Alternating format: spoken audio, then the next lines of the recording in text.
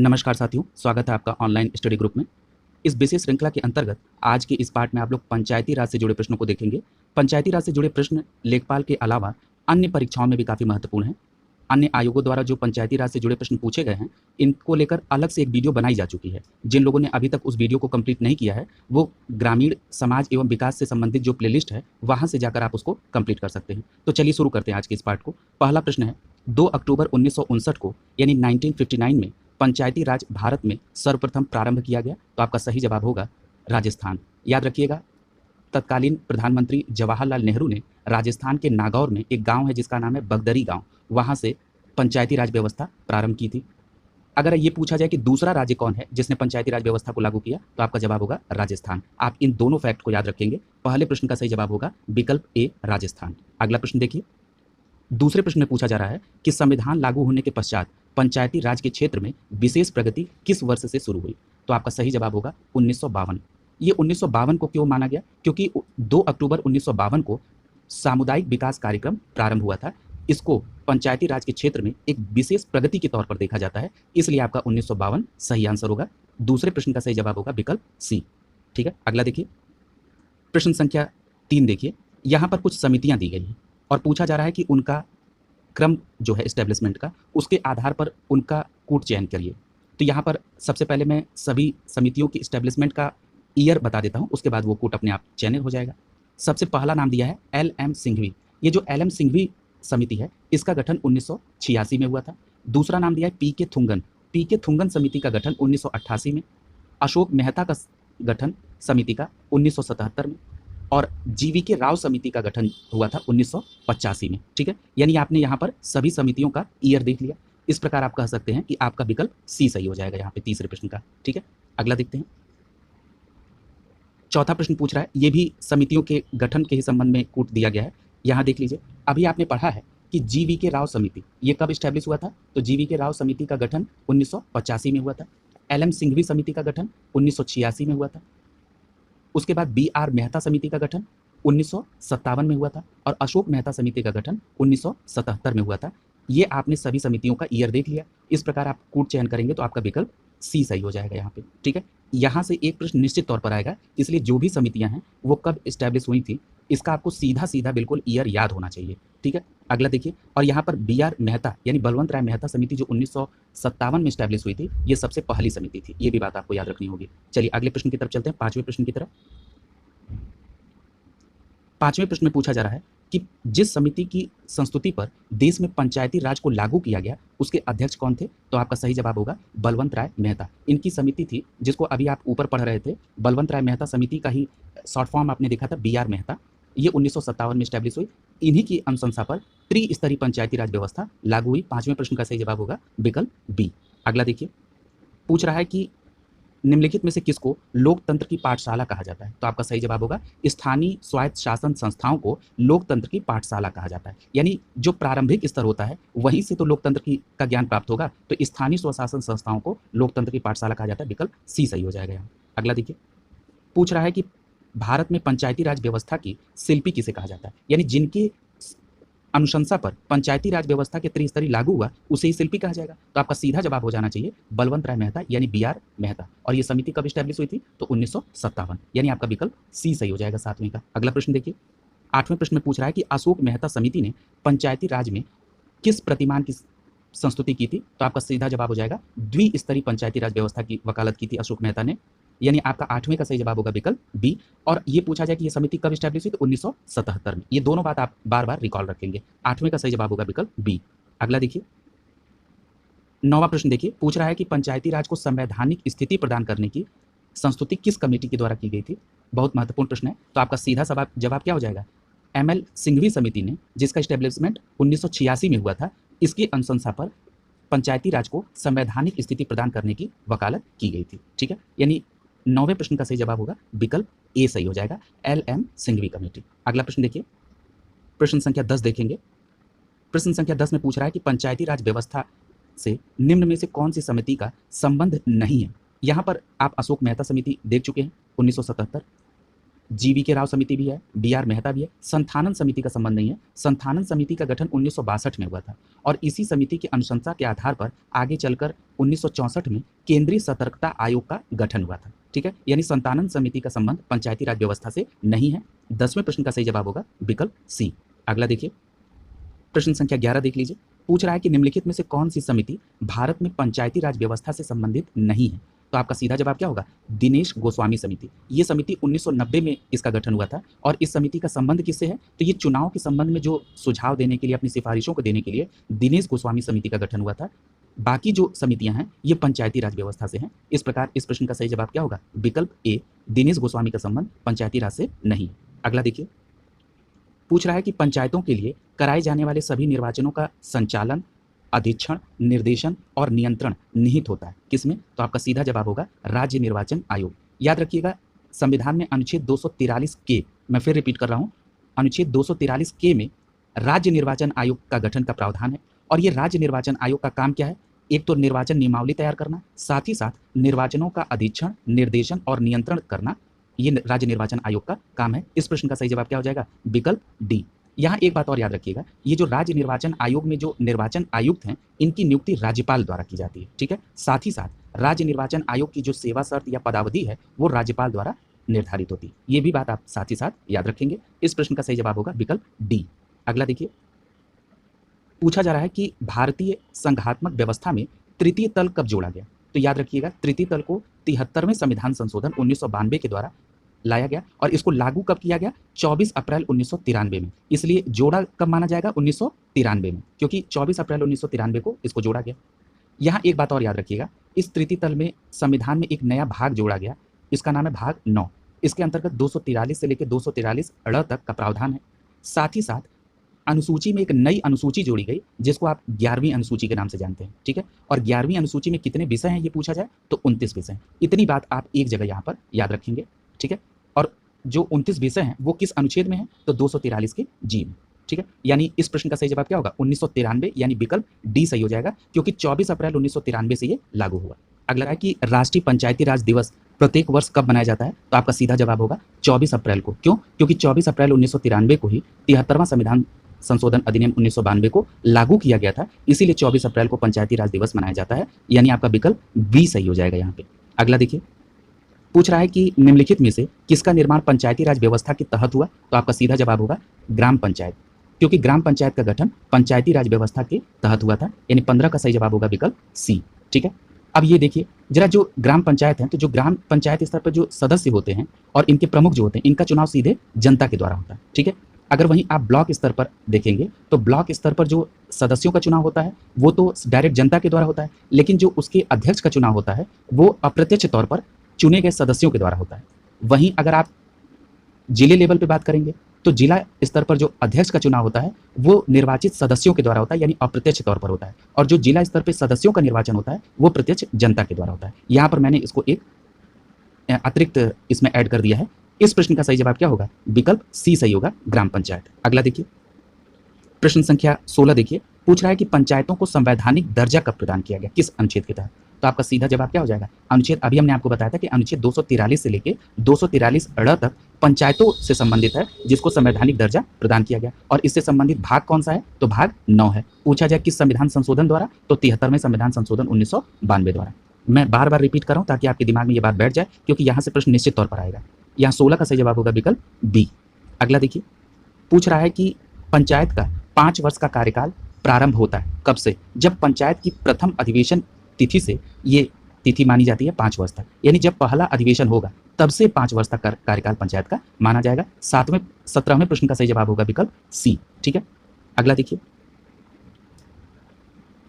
पूछ रहा है कि निम्नलिखित में से कौन पंचायतों की संरचना के बाबत उपबंध करने को अधिकृत है। बहुत अच्छा प्रश्न है। राज्य विधानमंडल, राज्य का विधानमंडल पंचायतों की संरचना के बाबत उपबंध करने के लिए अधिकृत है। क्यों, क्योंकि जो स्थानीय शासन है, जो पंचायत है, वो राज्य सूची का विषय है, इसलिए कानून कौन बनाएगा, राज्य सरकार बनाएगी, यानी राज्य सरकार का विधानमंडल। यानी 18वें प्रश्न का सही जवाब क्या होगा, विकल्प बी।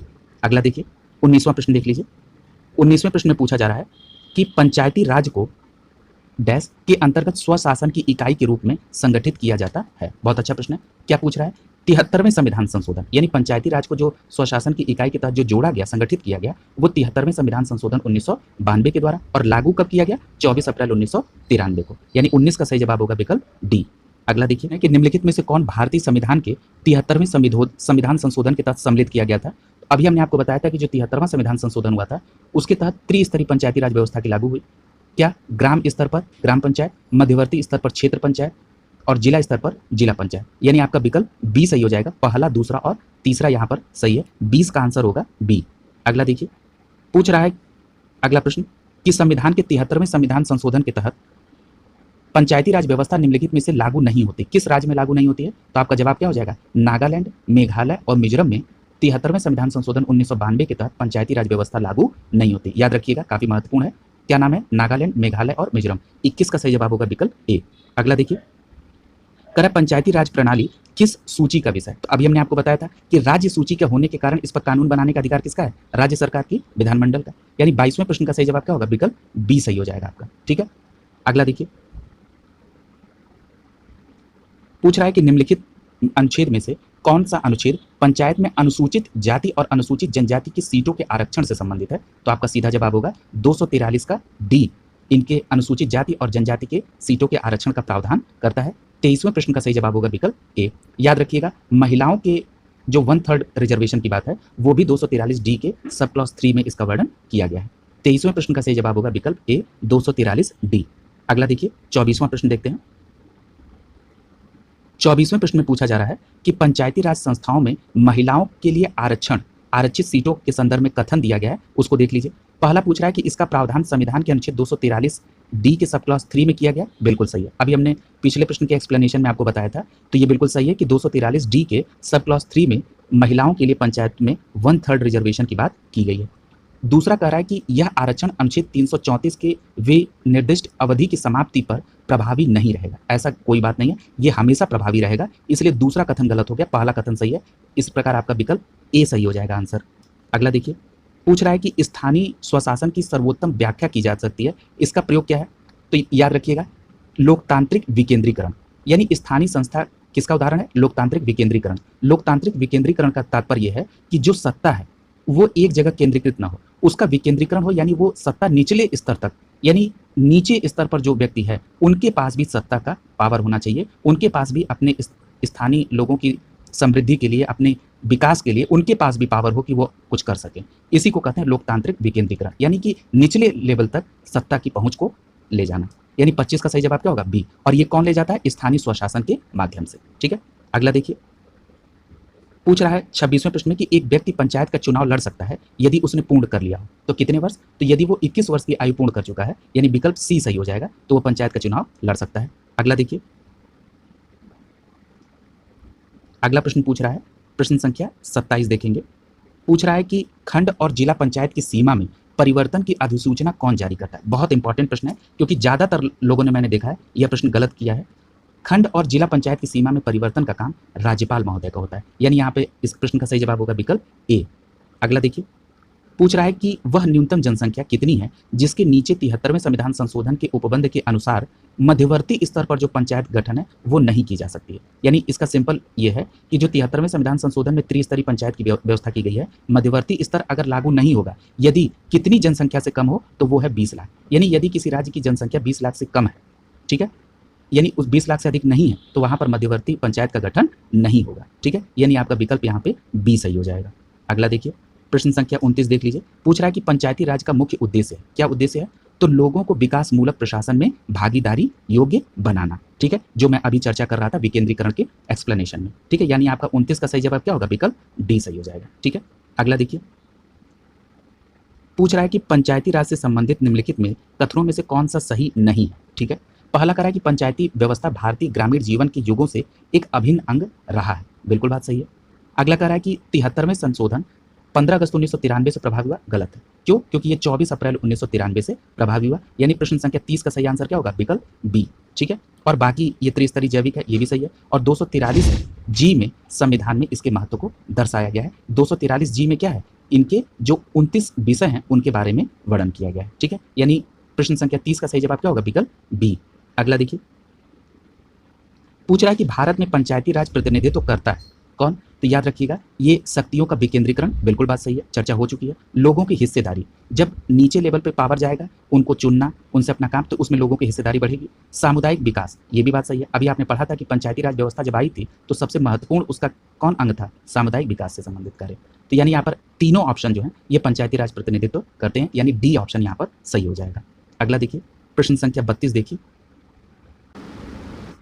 32 में पूछ रहा है कि उत्तर प्रदेश में पंचायती राज संस्थाओं में महिलाओं के लिए आरक्षित स्थानों की संख्या कितनी है? बहुत अच्छा प्रश्न है। यहाँ पर याद रखिएगा कि कुल स्थानों का 1/3, ठीक है, यानी उत्तर प्रदेश में 1/3 महिलाओं के आरक्षण की व्यवस्था पंचायती राज में की गई है। 32 का सही जवाब होगा विकल्प ए।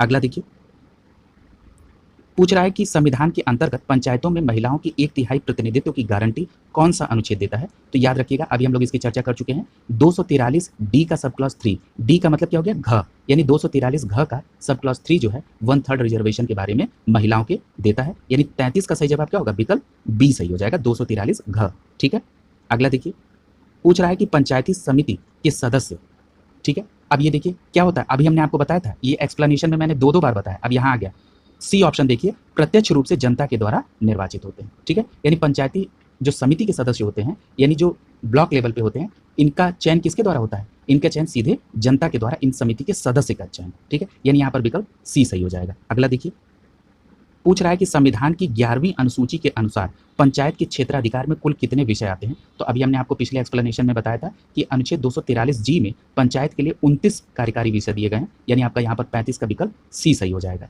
अगला देखिए पूछ रहा है कि पंचायती निर्वाचन हेतु राज्य निर्वाचन आयुक्त की नियुक्ति कौन करेगा? अभी हमने इसको भी एक्सप्लेन करते समय बताया था, कौन करेगा? राज्य का राज्यपाल, यानी विकल्प सी सही हो जाएगा। ठीक है, अगला देखिए हमने 243 के तहत प्रावधान में आपको चीजें बताई थी, यानी आपका 36 का सही जवाब क्या होगा? विकल्प सी सही हो जाएगा। अगला देखिए प्रश्न संख्या 37 देखेंगे।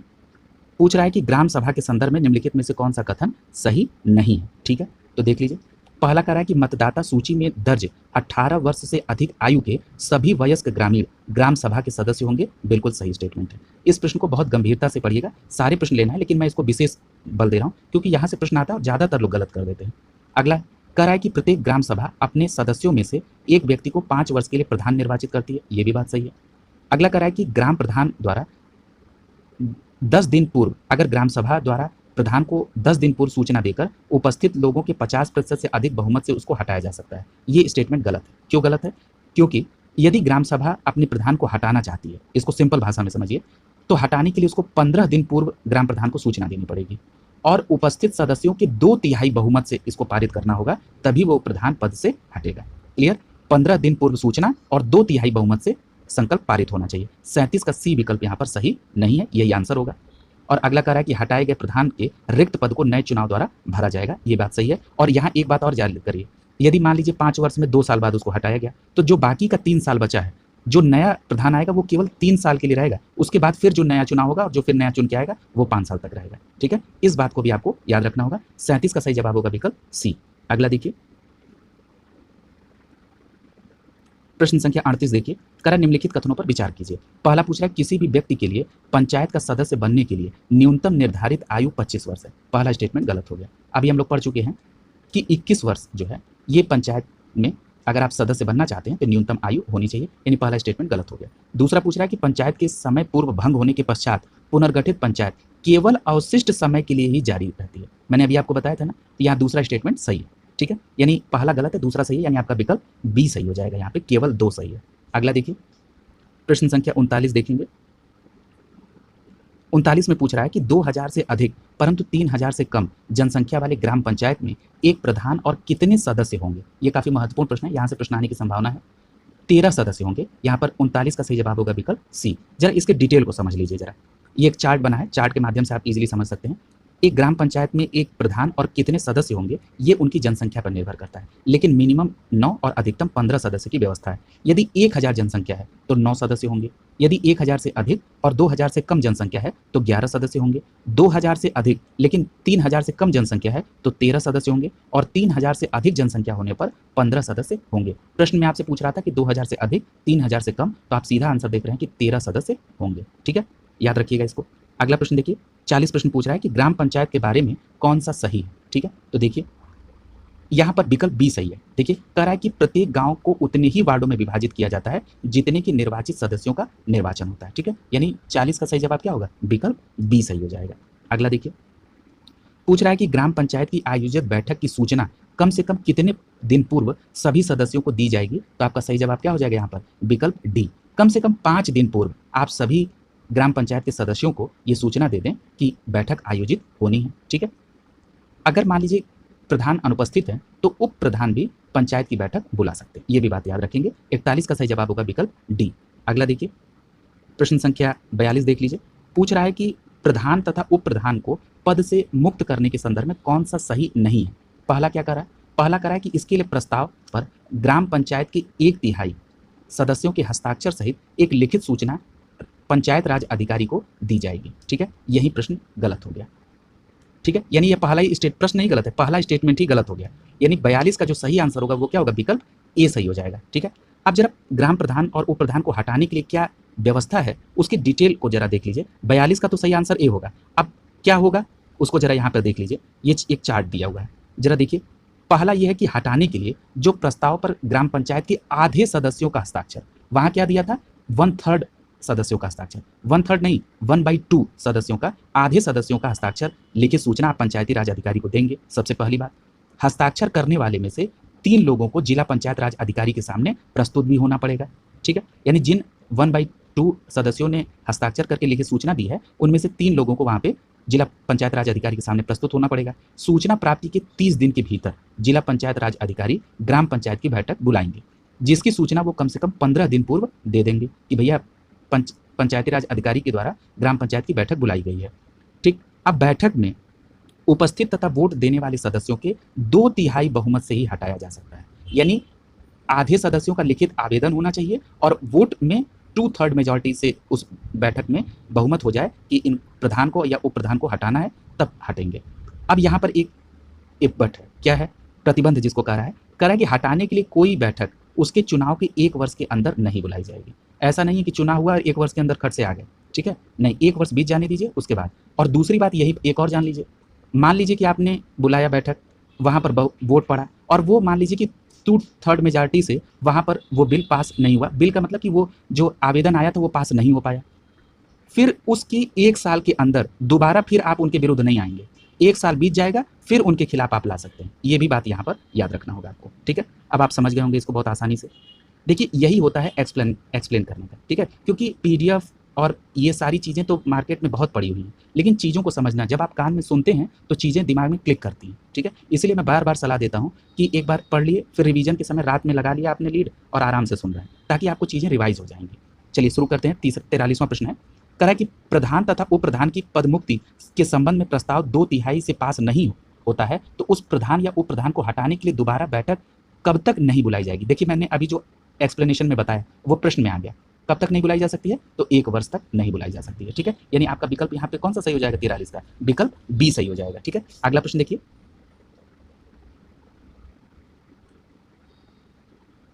कह रहा है कि प्रधान के कार्य के संदर्भ में कौन सा सही है? तो देखिए पूछ रहा है कि इसके द्वारा ग्राम प्रधान तथा ग्राम पंचायत की बैठक बुलाई जाती है। ठीक है, तो बिल्कुल सही बात है। यह पंचायत की आर्थिक व्यवस्था एवं प्रशासन का रखरखाव करता है। कौन? ग्राम प्रधान, बिल्कुल सही है। पंचायत द्वारा लगाए गए शुल्क की वसूली और पंचायत की संपत्ति की सुरक्षा प्रधान ही करते हैं, ये भी बात सही है। इसके अतिरिक्त आप देखेंगे तो गांव के विकास के कार्यों को, यानी सरकारी योजनाओं के क्रियान्वयन का काम भी प्रधान का होता है और ग्राम सभा के प्रस्तावों का भी क्रियान्वयन प्रधान का होता है। ठीक है, तो ये सारे काम जो है प्रधान के होते हैं, ये आपको याद होने चाहिए। ये 44 का यहाँ पर विकल्प डी सही हो जाएगा। अगला देखिए, प्रश्न संख्या 45 देखिए, पूछ रहा है कि निम्नलिखित में से कौन ग्राम पंचायत की समिति है? ठीक है, तो यहाँ पर आपका विकल्प कौन सा सही हो जाएगा? सी सही हो जाएगा, क्योंकि प्रशासनिक समिति और नियोजन एवं विकास समिति ये दोनों जो है ग्राम पंचायत की समिति है। ठीक है, एक बात यहाँ पर आप याद रखेंगे कि जो ग्राम पंचायत की समिति पूछ रहा है इसमें नियोजन समिति का काम क्या होता है? नियोजन समिति का काम होता है ग्राम पंचायत की योजनाओं को तैयार करना। अगर पूछा जाए कि प्रशासनिक समिति का काम क्या होता है, तो ये कर्मियों संबंधित जो विषय हैं उन पर निर्णय लेता है। साथ ही साथ राशन की दुकान संबंधी जो काम होते हैं ये प्रशासनिक समिति के अंतर्गत आते हैं। इसके अलावा शिक्षा की समिति होती है जो शिक्षा संबंधी काम को देखती है, निर्माण कार्य समिति होती है, जल प्रबंधन समिति होती है जो जल संबंधी कार्यों को देखती है, स्वास्थ्य एवं कल्याण समिति होती है। ठीक है, तो यहाँ पर 45 का जवाब क्या होगा? विकल्प सी सही हो जाएगा। ठीक है, अगला प्रश्न देखिए, 46वें प्रश्न की तरफ चल रहे हैं। 46वें प्रश्न में क्या पूछ रहा है, कह रहा है कि ग्राम पंचायत की नियोजन और विकास समिति में सभापति और सदस्यों की संख्या कितनी होती है। ठीक है, अच्छा प्रश्न है। पूछ रहा है कि अभी आपने देखा नियोजन और विकास समिति का काम क्या होता है, इसका काम होता है ग्राम पंचायत की योजनाओं को तैयार करना। इसमें एक सभापति होते हैं और 6 अन्य सदस्य होते हैं, यानी यहाँ पर आपका विकल्प डी सही हो जाएगा। एक बात और याद रखिएगा, ये जो 6 सदस्य होते हैं अन्य, इसमें एक महिला होंगी, अनिवार्य है, एक अनुसूचित जाति का सदस्य होंगे, ये भी अनिवार्य है, और एक पिछड़ा वर्ग के सदस्य होंगे, ये भी अनिवार्य है। इस बात को भी आप याद रखेंगे। 46 का विकल्प डी सही हो जाएगा। अगला देखिए, पूछ रहा है कि त्रिस्तरीय पंचायती राज तंत्र में शामिल है तो कौन कौन है, तो आप पढ़ चुके हैं, ग्राम पंचायत, ब्लॉक स्तर, ब्लॉक या आप कह सकते हैं पंचायत समिति, तीसरा है जिला परिषद। ठीक है, यानी आपका विकल्प सी सही हो जाएगा यहाँ पे। अगला देखिए, पूछ रहा है कि भारत में सही मायने में स्थानीय स्वशासन का जनक किसे जाना जाता है, तो आप जानते हैं कि स्थानिक स्वशासन का जनक लॉर्ड रिपन को जाना जाता है। ठीक है, यानी यहाँ पर 48 का सही जवाब होगा, विकल्प डी सही हो जाएगा। अगला देखिए, पूछ रहा है कि पंचायती राज प्रणाली में ग्राम पंचायत का गठन होता है। ठीक है, तो कहाँ पर, ग्राम स्तर पर। ठीक है, विकल्प ए सही हो जाएगा। अगला देखिए, पूछ रहा है कि खंड स्तर यानी ब्लॉक लेवल पर पंचायत समिति एक कैसी समिति है, तो याद रखिएगा ये एक प्रशासनिक प्राधिकरण है। याद रखिएगा, बहुत इंपॉर्टेंट प्रश्न है। ठीक है, यानी ब्लॉक लेवल पे जो पंचायत समिति होती है ये एक प्रशासनिक प्राधिकरण है। ठीक है, यानी 50 का सही जवाब होगा विकल्प ए।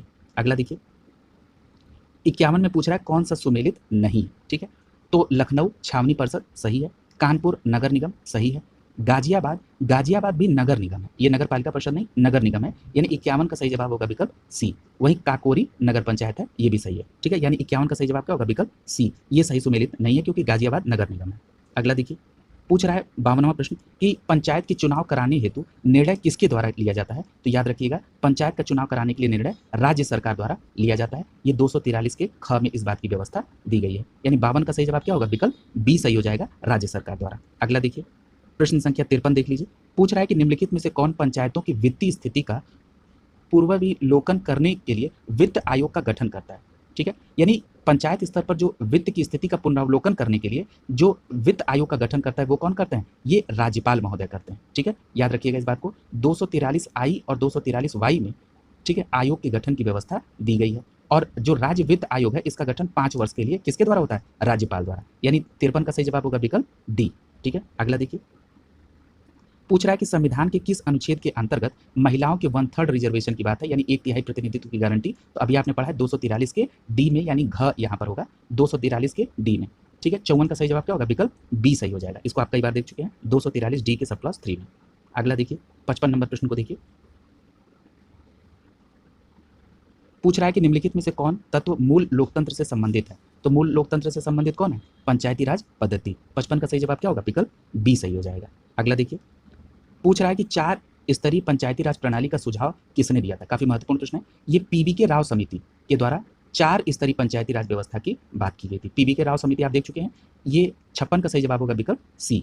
अगला देखिए, पूछ रहा है कि संविधान का कौन सा अनुच्छेद राज्य सरकार को ग्राम पंचायत के गठन का निर्देश देता है, तो आपका विकल्प 40 यहाँ पर अनुच्छेद 40 यानी विकल्प सी सही हो जाएगा। ये ग्राम पंचायत के गठन का प्रावधान अनुच्छेद 40 करता है, सी विकल्प यहाँ पर सही होगा। अगला देखिए, पूछ रहा है कि भारतीय संविधान के किस भाग में नगरपालिका से संबंधित है, तो आपका सही जवाब क्या होगा कि 74वें संविधान संशोधन 1992 के द्वारा भाग 9 क जोड़ा गया था, किसके लिए, नगरपालिका के लिए। और कौन सी अनुसूची जोड़ी गई थी, तो 12वीं अनुसूची जोड़ी गई थी, ये भी बात याद रखिएगा। यानी 58 का सही जवाब क्या होगा, विकल्प बी सही हो जाएगा, भाग 9 क नगरपालिका से। अगला देखिए, पूछ रहा है कि भारतीय संविधान के किस भाग में ग्राम पंचायत के गठन की बात की गई है। देखिए कैसे प्रश्न को थोड़ा सा ट्विस्ट किया गया। अभी आपने पढ़ा है कि ग्राम पंचायत का गठन अनुच्छेद 40 में, अनुच्छेद 40 किसके अंतर्गत आता है, राज्य की नीति निर्देशक तत्व। क्यों, क्योंकि राज्य के नीति निर्देशक तत्व अनुच्छेद 36 से लेकर 51 तक हैं। और राज्य के नीति निर्देशक तत्व किस भाग में आते हैं, तो भाग 4 में आते हैं। ठीक है, इस प्रकार आपका इस प्रश्न का सही जवाब क्या हो जाएगा, विकल्प ए सही हो जाएगा। ठीक है, क्लियर हो गया होगा। अगला देखिए, पूछ रहा है कि भारत में निम्नलिखित में से किसके अंतर्गत पंचायती राज व्यवस्था दी गई। देखिए फिर उसी बात को मेरे एक्सप्लेनेशन में तीनों प्रश्न आ गए। क्या करा कि नीति निर्देशक तत्व, यानी 60 का सही जवाब होगा विकल्प बी, अनुच्छेद 40 के अंतर्गत। ठीक है, अगला देखिए, पूछ रहा है कि अनुच्छेद 73वें संविधान संशोधन के प्रावधान को समाज के किस वर्ग को सत्ता हस्तांतरण की दृष्टि से ऐतिहासिक कदम माना जाता है। बहुत अच्छा है, तो इसमें किसके लिए ऐतिहासिक कदम माना जाएगा, महिलाओं के लिए। क्यों, क्योंकि महिलाओं के लिए इसमें 1/3 रिजर्वेशन की भी बात की गई है और उनके सत्ता में भागीदारी को भी सुनिश्चित किया गया। 61 का सही जवाब क्या होगा, विकल्प डी सही हो जाएगा। 62 प्रश्न देखिए, पूछ रहा है कि स्थानीय सांसद और विधायक किसके पदेन सदस्य होते हैं? तो याद रखिएगा जिला परिषद के पदेन सदस्य स्थानीय विधायक, सांसद और विधायक स्थानीय क्या होते हैं? सदस्य होते हैं। ठीक है, पदेन सदस्य होते हैं। ठीक है, याद रखिएगा एक होता है निर्वाचित सदस्य, एक होता है पदेन सदस्य। निर्वाचित सदस्य वो होता है जो जनता द्वारा निर्वाचित होते हैं, और एक पदेन सदस्य होते हैं तो जो सांसद और विधायक हैं ये जिला परिषद में एज ए पदेन सदस्य होते हैं। ठीक है, यानी 62 का सही जवाब क्या होगा? प्रश्न है एक क्षेत्र पंचायत का क्षेत्र निर्धारित किया जाता है, किसके द्वारा निर्धारित किया जाता है? तो आपका सही जवाब होगा राज्य सरकार के द्वारा निर्धारित किया जाता है। 63 का सही जवाब होगा विकल्प बी सही हो जाएगा। अगला देखिए, पूछ रहा है कि भारत में निम्नलिखित में से कौन सा विषय पंचायती राज संस्थाओं की शक्ति के अंतर्गत नहीं आता है? तो याद रखिएगा न्यायिक पुनरीक्षण ये पंचायती राज संस्थाओं की शक्ति के अंतर्गत नहीं आता है। 64 का सही जवाब होगा विकल्प बी सही हो जाएगा। अगला देखिए, 65 करा कि 73वें संविधान संशोधन कानून की वैधानिक शुरुआत किस संविधान संशोधन बिल से हुई? तो याद रखिएगा यहाँ पर आपका सही जवाब होगा 64वां। ये जो 64वां संविधान संशोधन बिल था, इसके द्वारा जो उस समय राजीव गांधी जी की सरकार थी, तो 1989 में लोकसभा में ये पारित हुआ था, लेकिन राज्यसभा में पारित नहीं होने के कारण ये व्यवगत हो गया था। वहां से इसकी शुरुआत हुई थी और ये अंततः 73वें संविधान संशोधन के तहत लागू हो पाया। ठीक है, तो इसको याद रखेंगे। यहाँ पर 65 का सही जवाब होगा विकल्प डी 64वां। अगला देखिए, पूछ रहा है कि भारतीय संघात्मक व्यवस्था में तृतीय तल को कब जोड़ा गया? ठीक है, रिपीटेड प्रश्न है, क्या करा है? तो आपका सही जवाब क्या होगा? 1993। क्यों? क्योंकि 24 अप्रैल 1993 को 73वां संविधान संशोधन लागू हुआ, तो यहाँ पर आपका बी विकल्प सही हो जाएगा। अगला देखिए, पूछ रहा है कि निम्नलिखित में से कौन सी पंचायतों की संरचना के बाबत उपबंध करने को अधिकृत है? ठीक है, तो आपका सही जवाब क्या होगा? राज्य विधान मंडल। ये राज्य विधान मंडल पंचायतों की संरचना के बाबत उपबंध करने के लिए, क्योंकि पंचायत राज्य सूची का विषय है, तो राज्य की विधान मंडल इस पर कानून बनाएगी। 67 का सही जवाब होगा विकल्प बी। अगला देखिए, अब हम लोग 68 को देखेंगे। पूछ रहा है कि पंचायत की संरचना निम्नलिखित में से कौन सा सही नहीं? ठीक है, कह रहा है कि किसी राज्य की विधान मंडल विधि द्वारा पंचायत की संरचना के लिए उपबंध करेगा, बिल्कुल सही है। ग्राम सभा गांव स्तर पर अपनी शक्तियों का प्रयोग करती है, ये भी सही है। प्रत्येक राज्य ग्राम, मध्य और जिला स्तर पर पंचायत का गठन करेगा। यहाँ देखिए एक शब्द का उपयोग हुआ है, उसके कारण ये स्टेटमेंट गलत हो गया। कह रहा है प्रत्येक राज्य ग्राम, मध्य और जिला स्तर पर। अभी आपने पढ़ा कि जिन राज्य की जनसंख्या 20 लाख से अधिक नहीं होगी वहां पर मध्य स्तर का पंचायत नहीं होगा, यानी जहां पर 20 लाख से कम होगी वहां मध्य स्तर का पंचायत नहीं होगा, तो फिर यहाँ प्रत्येक शब्द गलत हो जाएगा। ठीक है, यानी 68 इसका सी स्टेटमेंट यहाँ पर गलत है। ठीक है, और वहीं देखिए डी स्टेटमेंट में कह रहा है कि ऐसे राज्य जिनकी जनसंख्या 20 लाख से अधिक नहीं है वहां मध्य स्तर की पंचायत का गठन नहीं होगा, यानी सी और डी आपस में विरोधाभासी है, यानी अगर डी स्टेटमेंट सही है तो सी गलत। ठीक है, यानी 68 का स्टेटमेंट सी आंसर होगा। अगला देखिए, पूछ रहा है कि भारत में प्रत्येक पंचायत का कार्यकाल किस दिनांक से 5 वर्ष होता है? तो ये आप अभी कर चुके हैं। अपने प्रथम अधिवेशन की निर्धारित तिथि से उसका कार्यकाल 5 वर्ष का जोड़ा जाएगा। ठीक है, यानी यहाँ पर 69 का सही जवाब क्या हो जाएगा? विकल्प ए सही हो जाएगा। ठीक है, अगला देखिए, पूछ रहा है कि यदि पंचायत भंग होती है तो किस अवधि के अंतर निर्वाचन होगा? तो याद रखिएगा 6 माह के अंदर निर्वाचन हो जाना चाहिए। ठीक है, ये भी बात आपको याद रखनी होगी। अगला देखिए, यानी यहाँ पर इस प्रश्न का सही जवाब क्या होगा? विकल्प सी सही हो जाएगा। ठीक है, और इसकी व्यवस्था किस अनुच्छेद में है? तो 243 ई के सब क्लॉज 3 बी में इसकी व्यवस्था की गई है। ठीक है, और एक बात और याद रखिएगा, ये जो अभी आपने पढ़ा कि पहले अधिवेशन से 5 वर्ष तक का कार्यकाल होगा, ये किस अनुच्छेद में है? तो 243 के अंगा में इस बात की व्यवस्था है। ठीक है, ये अंगा होना चाहिए, इसको सही कर लीजिएगा। ऊपर के प्रश्न के एक्सप्लेनेशन में अंगा होगा, वो 243 अंगा। अगला देखिए, और इस प्रश्न का जो 70 नंबर प्रश्न है इसका आंसर क्या होगा? विकल्प सी सही होगा। अगला देखिए, पूछ रहा है कि निम्नलिखित कार्यों में से कौन सा कार्य स्थानीय स्वशासन से संबंधित नहीं? ठीक है, तो यहाँ पर क्या होगा? स्थानीय स्वशासन से संबंधित क्या नहीं है? तो आपका सीधा जवाब क्या दिख रहा है यहाँ पे?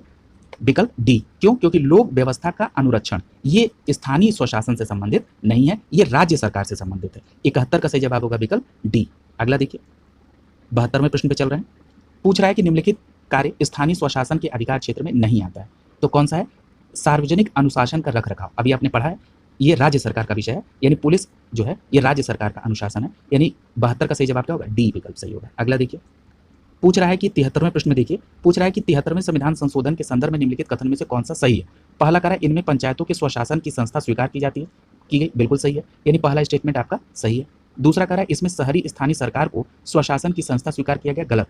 जब आप स्थानीय सरकार, शहरी स्थानीय सरकार की बात करेंगे तो आपका सीधा 74वां संविधान संशोधन हो जाएगा। इस प्रकार 73वें प्रश्न का पहला स्टेटमेंट सही है लेकिन दूसरा गलत है। ठीक है, यानी 73 का सही जवाब क्या होगा? विकल्प सी सही हो जाएगा। अगला देखिए, पूछ रहा है पंचायती चुनाव में अनुसूचित जातियों के लिए पदों का आरक्षण किस राज्य में लागू नहीं है? तो आपका जवाब होगा अरुणाचल प्रदेश। क्यों? क्योंकि अरुणाचल प्रदेश में कोई भी अनुसूचित जाति नहीं है, इसलिए अनुसूचित जातियों के लिए पदों का आरक्षण की व्यवस्था अरुणाचल प्रदेश में नहीं की गई। 74 का सही जवाब होगा विकल्प सी।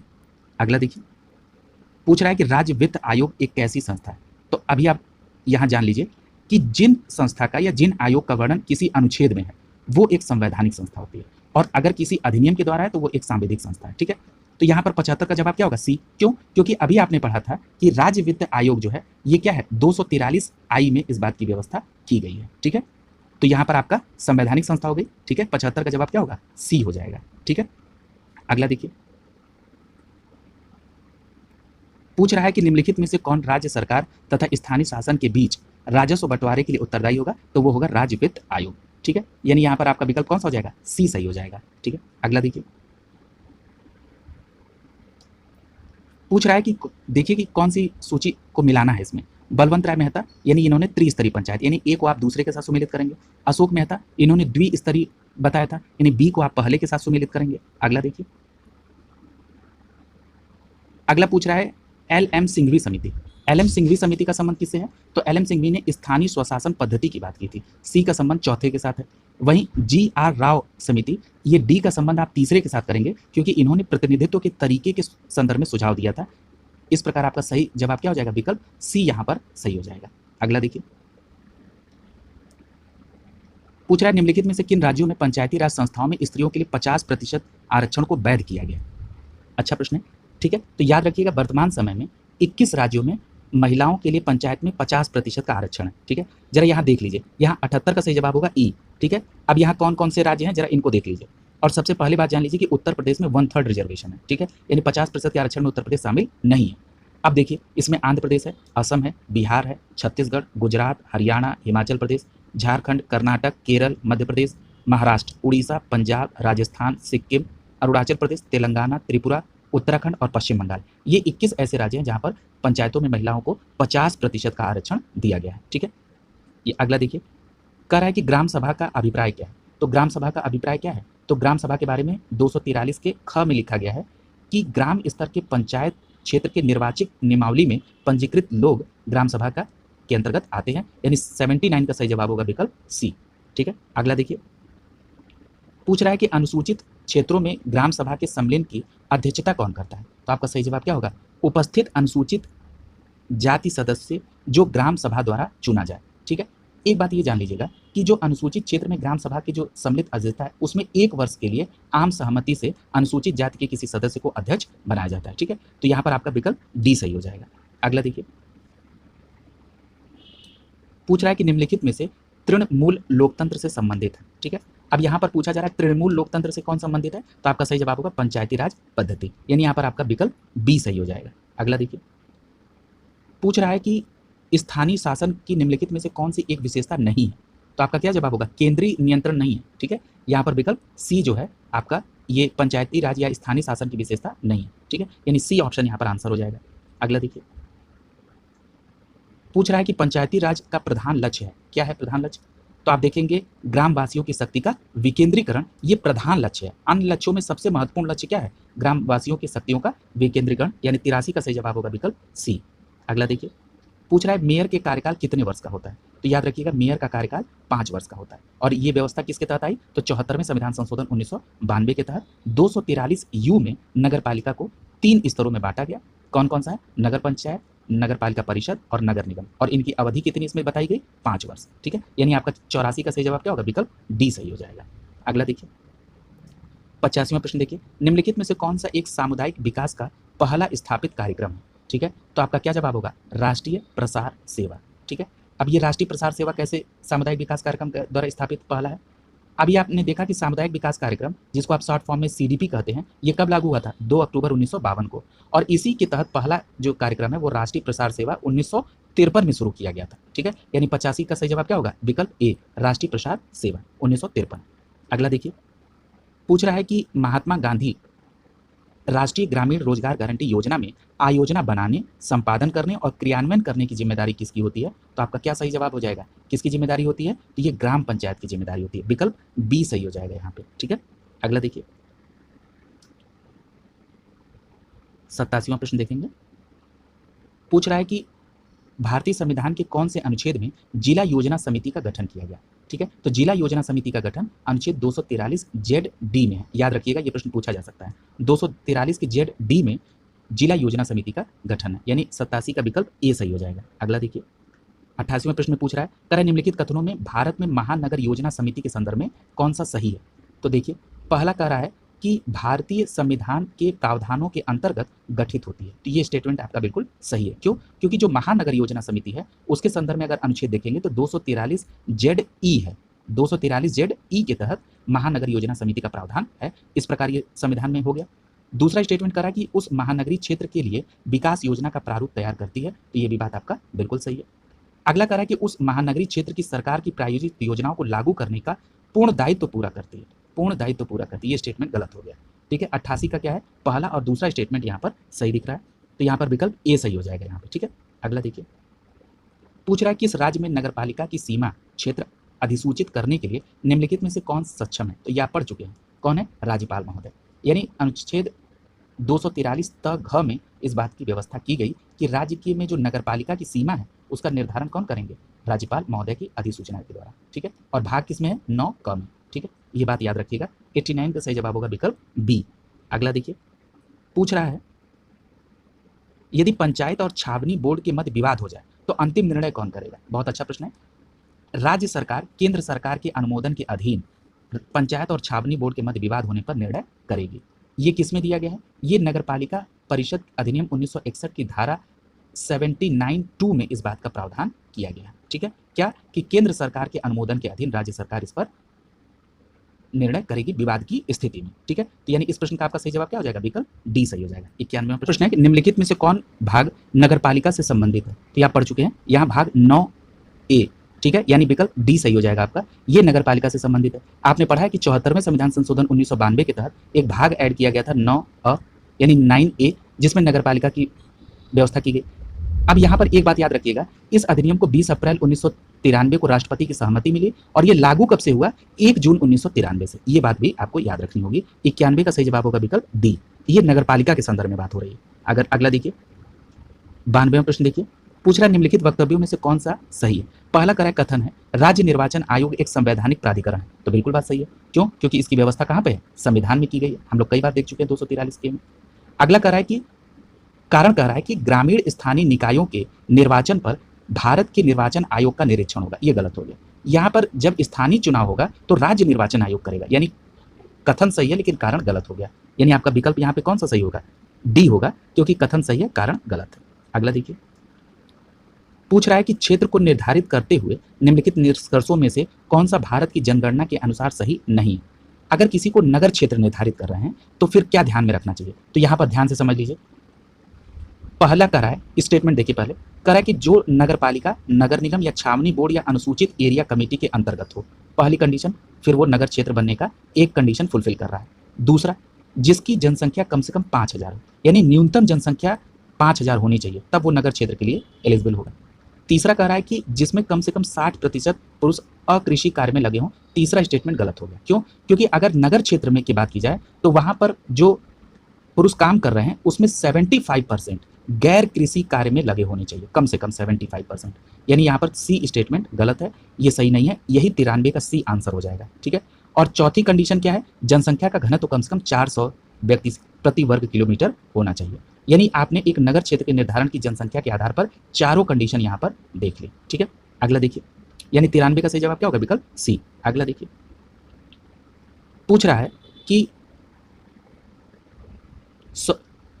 94वें प्रश्न पे चलना है हम लोगों को। 94वें प्रश्न में देखिए, कह रहा है कि वह कॉलेज का विद्यार्थी अपने नगर की नगर परिषद में चुने जाने का इच्छुक है। उसके नामांकन की वैधता अन्य शर्तों के साथ साथ इस महत्वपूर्ण तथ्य पर निर्भर होगी। किस पर? कि वो उसका नाम जो है मतदाता सूची में शामिल होना चाहिए। ठीक है, तभी वो नगर की नगर परिषद में इलेक्शन के लिए एलिजिबल होगा। और उसकी आयु तो हो जानी चाहिए 21 वर्ष, लेकिन साथ ही साथ उसका नाम मतदाता सूची में भी शामिल होना चाहिए। ठीक है, यानी 94 का सही जवाब क्या हो जाएगा? विकल्प सी। अगला देखिए, 95 प्रश्न करा निम्नलिखित में से कौन राज्य तथा स्थानीय शासन के बीच राजस्व बंटवारे के लिए उत्तरदायी है? तो आप पढ़ चुके हैं, क्या है? सी विकल्प यहाँ सही हो जाएगा, राज्य वित्त आयोग, जो कि 243 झ के अंतर्गत आता है। यानी सी आंसर यहाँ पर सही हो जाएगा। अगला देखिए, पूछ रहा है पंचायत और नगर पालिका के संबंध में भारतीय संविधान किस वर्ष का प्रावधान हुआ। अब देखिए यहाँ पर क्या हो जाएगा 1993, ठीक है, लागू होने का। तो 96 का सही जवाब क्या होगा, विकल्प डी सही हो जाएगा। अगला देखिए, पूछ रहा है कि पंचायती राज संस्थान में अधिकतम आय का स्रोत क्या है। तो आपका क्या जवाब होगा, सरकारी अनुदान। ये पंचायती राज संस्थान के आय का अधिकतम स्रोत है, ठीक है। ये 97 का विकल्प बी सही हो जाएगा। अगला देखिए, पूछ रहा है भारत का पहला नगर निगम कहाँ स्टैब्लिश हुआ। तो आपका सही जवाब क्या होगा, मद्रास। मद्रास यानी चेन्नई जो है 29 सितंबर 1688 को स्थापित हो गया था। ये भारत का पहला नगर निगम था, ठीक है, याद रखेंगे। 98 का सही जवाब होगा विकल्प बी। अगला देखिए, पूछ रहा है 73वें संविधान संशोधन की विशेषता नहीं है। तो क्या, यहाँ पर विकल्प डी देखिए, कह रहा है महिलाओं को 2/3 रिजर्वेशन, गलत। कितना, 1/3 रिजर्वेशन की व्यवस्था है, ठीक है। 99 का सही जवाब क्या होगा, विकल्प डी, ये विशेषता नहीं है। अगला देखिए, अब 100 पे आते हैं हम लोग। पूछ रहा है कि सरकार की पंचायती राज प्रणाली की मुख्य विशेषता क्या है। तो पंचायती राज व्यवस्था की प्रणाली की मुख्य विशेषता क्या है, सरकार की 3 श्रेणियां होती हैं, बिल्कुल बात सही है। इसका लक्ष्य गांव को सामाजिक आर्थिक न्याय दिलाना, बिल्कुल सही है। जिला परिषद में इसके सदस्य के रूप में कुछ सांसद होते हैं। हाँ, तो अभी आपने पढ़ा था कैसे सदस्य होते हैं, पदेन सदस्य होते हैं, बिल्कुल सही है। यानी यहाँ पर आपका डी आंसर हो जाएगा, ये सभी कथन सही है। अगला देखिए, पूछ रहा है कि सफलतापूर्वक कार्य हेतु पंचायती राज को पूरे सहयोग की जरूरत पड़ती है, किसकी। तो आपका सही जवाब क्या होगा, स्थानीय जनता की। 101 का सही जवाब होगा विकल्प ए। अगला देखिए, पूछ रहा है कि निम्नलिखित में से कौन सा विकेंद्रीकरण का वैशिष्ट्य नहीं है, यानी पूछ रहा है विकेंद्रीकरण की विशेषता के तहत नहीं आता है। तो ये क्या होगा, यहाँ पर स्थानीय समुदायों में आत्मविश्वास को नहीं जगाना, ये गलत है। ये कैसा विकेंद्रीकरण हो सकता है, स्वायत्ता होगी, लोक सहभागिता होगी, स्थानीय समुदायों को सशक्त बनाया जाएगा। और अभी तो आपने कहा कि स्थानीय समुदायों को जब तक आत्मविश्वास नहीं होगा उनका, तो वो काम कैसे करेंगे। तो यहाँ 120 102 का सही जवाब क्या होगा, विकल्प सी, ये विकेंद्रीकरण की विशेषता नहीं। अगला देखिए, 103 पूछ रहा है कि सीडीपी और एनईएस के पुनर्गठन के लिए 1957 में एनडीसी द्वारा स्थापित समिति का नाम बताइए जिसके ग्रामीण स्थानीय सरकार की त्रिस्तरीय प्रणाली की सुझाव दिया। देखिए कितना सिंपल प्रश्न, जिसको आप कई बार पढ़ चुके हैं, उसको इतना भौकाल के साथ दे रहा है, ठीक है। मतलब मेरे कहने का मतलब है कि बिल्कुल ऐसे दे रहा है कि ताकि बहुत आदमी शुरुआत में पढ़े और बिल्कुल घबरा जाए। आपको घबराना नहीं है, आप ऑनलाइन स्टडी ग्रुप के सिपाही हैं, ठीक है। अब यहाँ देखिए, सीडीपी आपने पढ़ा है, सामुदायिक विकास कार्यक्रम है, कब आया, 1952 में। अगला कह रहा है कि राष्ट्रीय विस्तार योजना, इसी को एनईएस कह रहा है, ये कब, 1953 में। के पुनर्गठन के लिए 1957 में एनडीसी, ठीक है।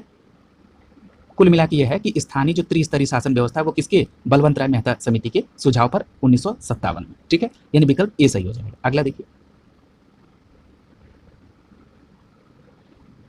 करा निम्नलिखित क्षेत्रों में से किस एक में राज्य सरकार का स्थानीय इकाइयों का नियंत्रण नहीं होता है, ठीक है।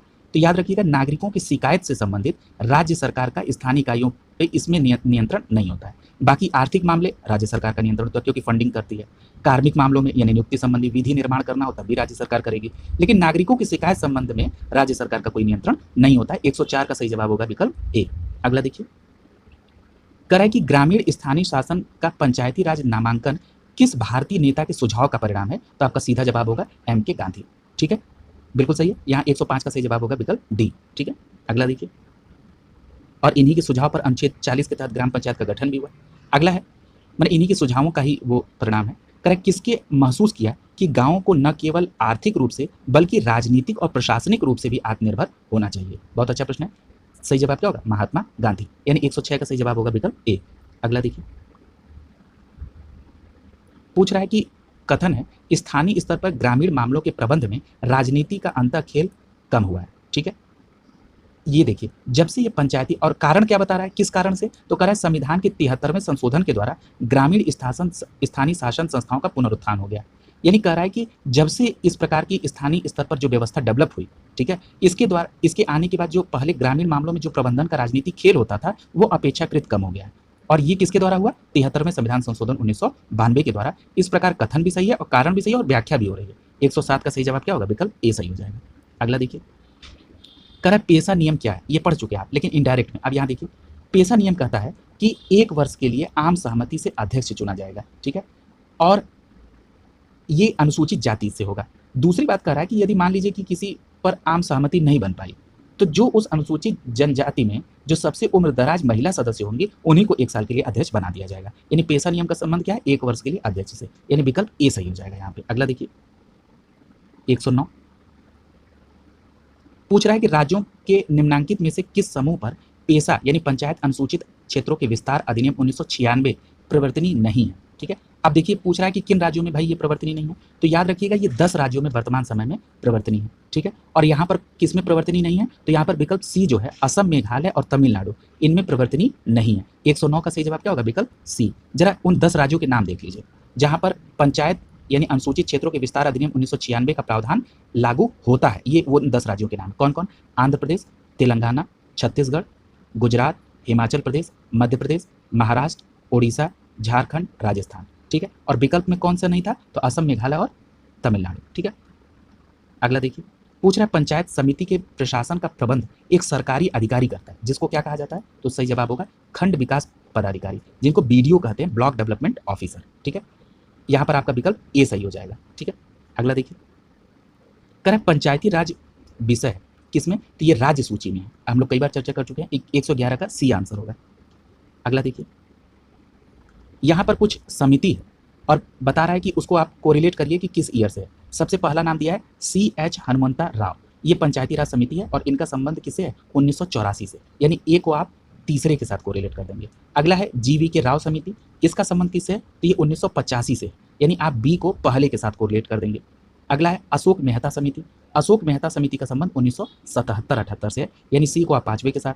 LM सिंघवी समिति, इसका संबंध किससे है, 1986 से है, यानी आप डी को दूसरे के साथ कोरिलेट कर देंगे। अगला है बलवंत राय मेहता समिति, इनका संबंध 1957 से है, ई को आप चौथे के साथ कोरिलेट कर देंगे। ठीक है, इस प्रकार आपका आंसर कौन सा सही हो जाएगा, विकल्प डी सही हो जाएगा। अगला देखिए अगला प्रश्न कौन सा है, 113 नंबर प्रश्न। करा निम्नलिखित में से कौन सा एक समिति भारत में पंचायती राज व्यवस्था से संबंधित नहीं है, तो अभी आपने पढ़ा था दिनेश गोस्वामी समिति पंचायती राज से संबंधित नहीं है, इनका संबंध किससे है, चुनाव सुधारों से संबंधित। 113 का विकल्प ए सही हो जाएगा। अगला देखिए करा कि खंड और जिला पंचायत की सीमा में परिवर्तन की अधिसूचना कौन जारी करता है, अभी आप पढ़ चुके हैं, कौन, राज्यपाल महोदय। ठीक है, ये पंचायती राज अधिनियम 1993 की धारा 127 में इस बात की व्यवस्था है, यानी 114 का विकल्प ए सही हो जाएगा। अगला देखिए पूछ रहा है कि ये पंचायत समितियों के नाम ये किस प्रांत से संबंधित है, जैसे जनपद पंचायत, तो जनपद पंचायत कहाँ पे, मध्य प्रदेश में। क्षेत्र पंचायत की बात करेगा तो उत्तर प्रदेश में। तालुका परिषद की बात करेगा तो गुजरात में। आंचलिक परिषद की बात करेगा तो पश्चिम बंगाल में। ठीक है, इस प्रकार आपने देखा कि 115 का सही जवाब क्या हो जाएगा, विकल्प सी सही हो जाएगा। अगला देखिए 116 नंबर, करा निम्नलिखित कथनों पर विचार कीजिए। चलिए देखते हैं, करा कि किसी भी व्यक्ति के लिए पंचायत का सदस्य बनने के लिए न्यूनतम आयु 25 वर्ष है, गलत हो गया, पहला स्टेटमेंट गलत, क्यों, क्योंकि 21 वर्ष न्यूनतम आयु है। ठीक है, यहाँ पर 116 में आपका पहला स्टेटमेंट गलत हो गया। अगला देखिए, करा पंचायत के समय पूर्व भंग होने के पश्चात पुनर्गठित पंचायत केवल अवशिष्ट समय के लिए जारी होगा, दूसरा स्टेटमेंट बिल्कुल सही है। ठीक है, अगला देखते हैं, अच्छा दो ही स्टेटमेंट है तो पूछ रहा है कौन सा सही है, तो केवल दो सही होगा, बी यहाँ पर आंसर हो जाएगा। अगला देखिए पूछ रहा है निम्नलिखित में से कौन संवैधानिक प्राधिकरण है, तो देखिए संवैधानिक यानी जिसका संविधान में वर्णन है, देखिए राज्य निर्वाचन आयोग आपने पढ़ा है किसमें, 243 के में। ठीक है, 243 के में राज्य निर्वाचन आयोग का वर्णन है। अगला देखिए पूछ रहा है कि राज्य वित्त आयोग, राज्य वित्त आयोग का संबंध किसमें, 243 के आई में। जिला पंचायत का संबंध किसमें, 243 के बी में है। ठीक है, अगला है राज्य निर्वाचन अधिकारी, राज्य निर्वाचन अधिकारी कोई संस्था नहीं है, कोई प्राधिकरण नहीं है, ये तो अधिकारी, ये तो पद का नाम है, तो यहाँ पर डी नहीं, यानी ए बी सी आंसर हो जाएगा। ठीक है, अब ये देखिए ए बी सी किसमें, पहला, दूसरा और तीसरा, यानी आपका विकल्प बी सही हो जाएगा यहाँ। अगला देखिए अब करा निम्नलिखित कथनों पर विचार कीजिए। पहला करा है भारत के संविधान के भाग 9 में पंचायत से संबंधित उपबंध है, बिल्कुल बात सही है, और उसमें 73वें संविधान संशोधन 1992 द्वारा इसको लाया गया, ये बात बिल्कुल, पहला स्टेटमेंट बिल्कुल सही है। अगला करा है संविधान के भाग 9A में नगरपालिका से संबंध है, ये बात सही है। करा अनुच्छेद 243 क्यू के अनुसार प्रत्येक राज्य के लिए 2 प्रकार की नगरपालिका है, ये स्टेटमेंट गलत हो गया। अभी हमने आपसे कहा था कि जो नगरपालिका है वो 3 प्रकार की है, कौन कौन सी, एक तो नगर पंचायत, दूसरा है नगरपालिका परिषद और तीसरा है नगर निगम। ठीक है, कौन कौन है, नगर पंचायत, नगर पालिका परिषद और नगर निगम। ठीक है, 3 है, यानी दूसरा स्टेटमेंट गलत हो गया, यानी आंसर क्या होगा, विकल्प ए सही हो जाएगा, केवल एक। अगला देखिए पूछ रहा है प्राचीन काल में स्थानीय स्वशासन का आरंभ कहा जाता है, कब से, तो चोल साम्राज्य से प्राचीन काल में स्थानीय स्वशासन का आरंभ कहा जाता है। 119 का सही जवाब होगा विकल्प ए।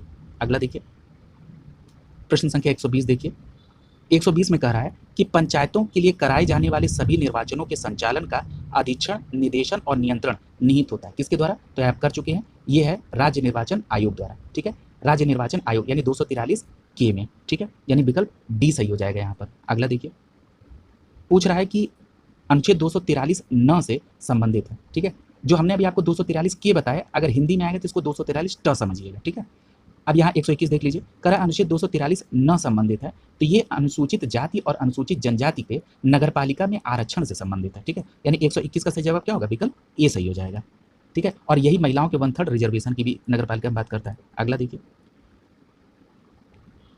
पूछ रहा है कि 73वें संविधान संशोधन 1992 जिसका लक्ष्य देश के पंचायती राज संस्थाओं को प्रोत्साहित करना, निम्नलिखित में से किस चीजों की व्यवस्था करता है? पहला दिया है जिला योजना समिति के गठन का। ठीक है, तो जिला योजना समिति का गठन 73वें संविधान संशोधन के नहीं, बल्कि इसका गठन 74वें संविधान संशोधन 1992 के द्वारा हुआ। इसका अनुच्छेद किससे संबंध है? तो 243 जेड डी, हिंदी में कहेंगे तो 243 य घ से संबंधित है। ठीक है, वैसे इंग्लिश वाला पोर्शन याद रखिएगा, 243 जेड डी।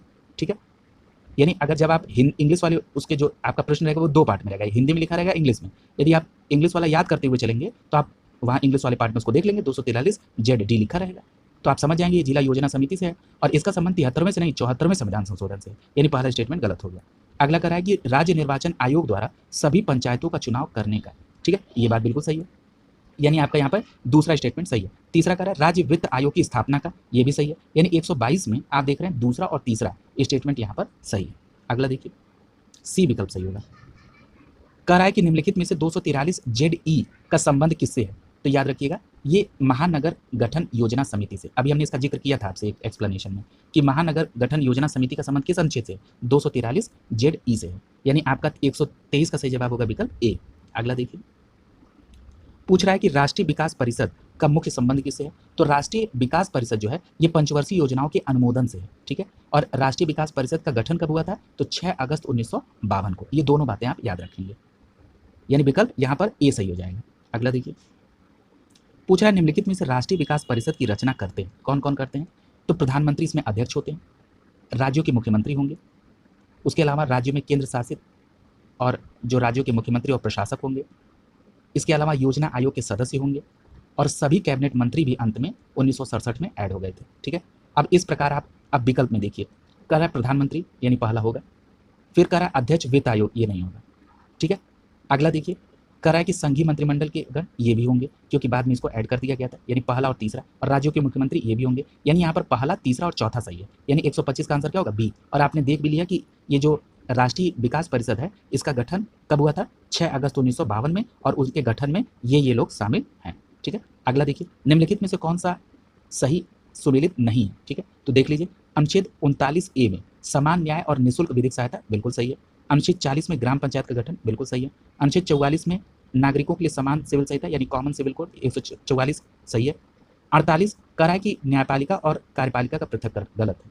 न्यायपालिका और कार्यपालिका का जो पृथक्करण है वो अनुच्छेद 50 में है, और अगर अनुच्छेद 48 की बात करेंगे तो ये कृषि और पशुपालन के संबंध में संगठन से है। ठीक है, यानी 126 का विकल्प डी सही हो जाएगा, ये सही सुमेलित नहीं है।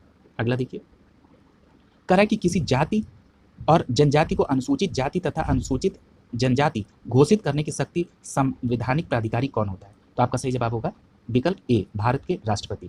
ये अनुच्छेद 341(1) में राष्ट्रपति महोदय को राज्य के संबंधित राज्यपाल के परामर्श के बाद राज्य की किसी भी जाति को अनुसूचित जाति के तौर पर विनिर्दिष्ट कर सकते हैं, अनुच्छेद 343 के 1 में।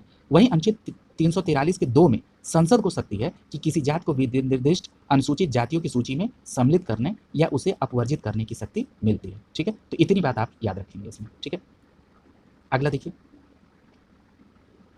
यहां पर आंसर क्या हो जाएगा? विकल्प ए सही हो जाएगा। अगला देखिए,